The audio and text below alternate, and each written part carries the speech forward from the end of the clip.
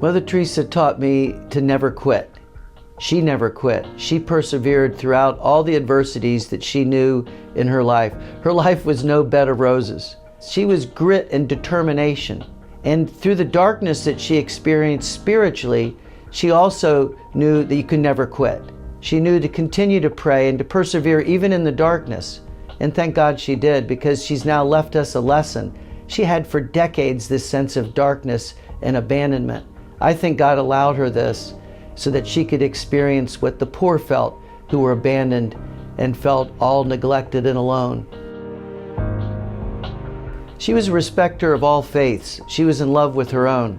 She said that if you're too busy to pray, you're too busy. And for her, it all began with prayer. As she connected with God in that relationship, she was able to connect with God in the relationship she had around her.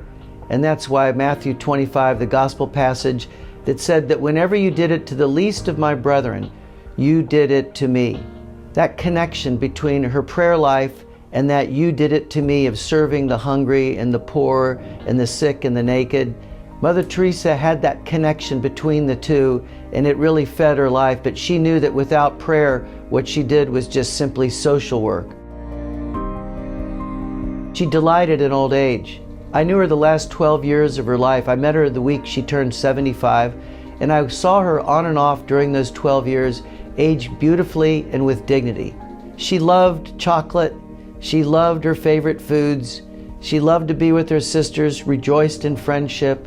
She dealt with her illnesses too. She didn't gloss over the difficulties of aging. Aging can be very difficult. She knew grief and loss as people that she loved died. She also knew physical pain and spiritual pain, but through it all, she maintained her God-given dignity. She knew that she had come from God and she was going home to God. And that was the secret to how she aged with dignity.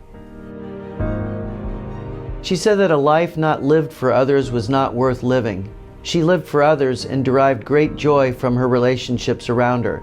She found joy in giving until it hurts, loving until it hurts. Those were her expressions and described how she gave and lived. It's a lesson that we all need now in a world that's so estranged from one another. We find ourselves distant from one another. She went out and in feeding the hungry and giving drink to those who thirsted, she was finding joy in her own vocation, her own life as a mother. She knew that we were made to love and to be loved, that this was the primary need of human beings. And she lived that out, loving others and allowing them to love her, particularly as she aged and became more dependent on the sisters who cared for her.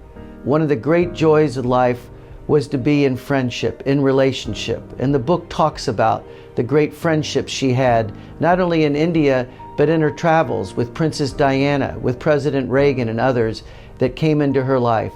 Mother Teresa taught us that we need each other.